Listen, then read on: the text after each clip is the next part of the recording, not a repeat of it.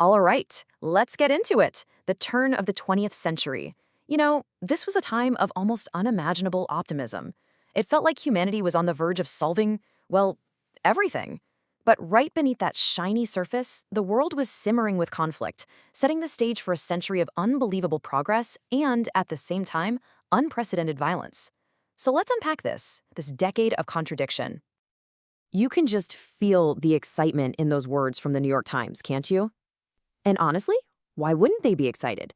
The 19th century had handed them a world of wonders, totally transforming life at a dizzying pace.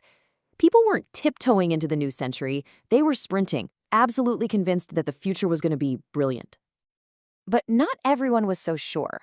A new, incredibly energetic president, Theodore Roosevelt, he kind of put his finger on the central question of the age. He saw two paths ahead, one leading to an incredible triumph, the other to catastrophic failure. And in just the first 10 years of that new century, the evidence for both paths would become terrifyingly clear. So, first up, let's talk about that promise. What was driving this incredible feeling that humanity had finally turned a corner? Well, it all started with the unbelievable technological gifts from the century that had just wrapped up. I mean, think about it. Before the year 1900 even started, the world already had the telephone, electric lights, the car, even movies. These weren't just neat gadgets, they were total revolutions. They set this expectation, right, that the pace of invention was only going to get faster, that no problem was too big for a technological solution. And oh boy, did it accelerate. The 1900s didn't just build on the past, they launched humanity into entirely new realms of science and industry. The pace was, well, it was just breathtaking. In just a handful of years, Max Planck basically rewrote the rules of physics with quantum theory. Marconi sent a message clear across the Atlantic with no wires. A massive oil gusher down in Texas called Spindletop kicked off the age of petroleum. We even got the first synthetic plastic. You're watching the modern world get built, piece by piece, right in front of you. And then came this. For all of human history, flying was a dream. It was for myths and legends. Then, on a chilly morning in 1903, Orville and Wilbur Wright, two guys who made bicycles for a living, made it a reality. They taught the world to fly, and in doing so, they showed everyone that the impossible was now officially on the table.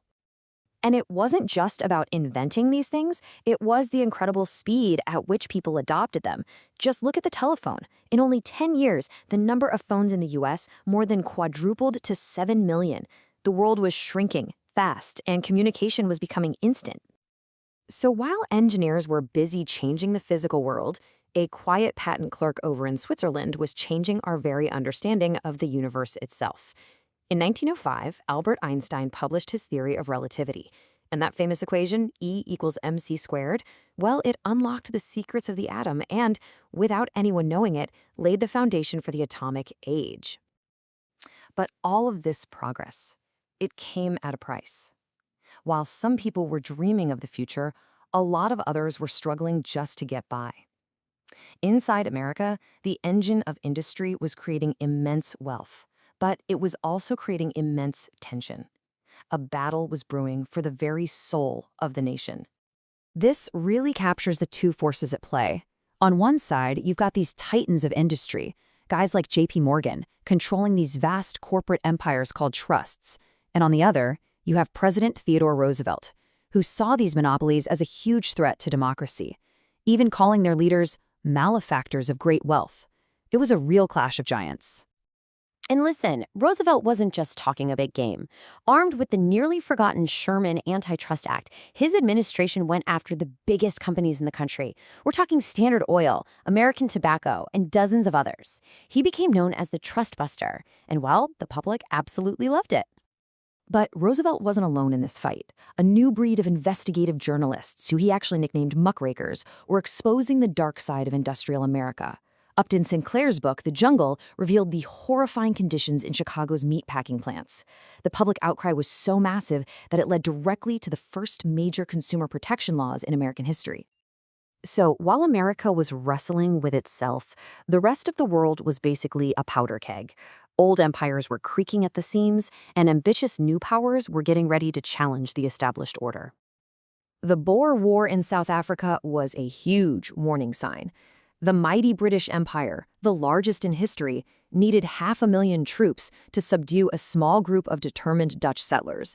It was a brutal, costly war that showed just how vulnerable the old colonial powers were. The age of easy conquest? Yeah, that was over. And it wasn't just happening in Africa. The United States found itself bogged down in a grueling guerrilla war in the Philippines. In China, the Boxer Rebellion was a violent lashing out against foreign influence. And, most stunningly of all, Japan, a rising Asian power, decisively defeated the massive Russian Empire. This sent absolute shockwaves across the globe. The old world order was clearly cracking apart. During that Boxer Rebellion, Germany's leader, Kaiser Wilhelm, gave his soldiers a really chilling command: show no mercy, and act like the Huns of old. It's a phrase that just captures the escalating brutality of the era. And believe me, it would come back to haunt him and his country in the devastating war that was just around the corner. So what do we make of all this? A decade of incredible scientific triumphs on one hand and rising social and international tensions on the other. The 1900s didn't choose a path. Instead, it cleared both of them wide open, setting the stage for the century to come.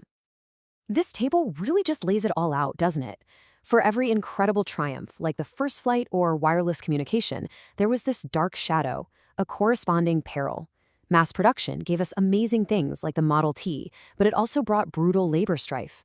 Einstein's theory unlocked the universe, but that same science would eventually fuel a terrifying new arms race. This was the decade's essential split personality. And so we come right back to Roosevelt's prophecy. By 1910, it was clear he was spot on. The potential for both utopia and, well, oblivion had never been greater. The decade was an accelerator, pushing humanity toward both extremes, all at the same time. In the end, the 1900s didn't resolve that great question of triumph or failure. Instead, it assembled all the necessary components for the first great catastrophe of the modern age. The nationalism, the new weapons, the crumbling empires, the tangled alliances, it loaded the gun that would fire in 1914, starting World War I.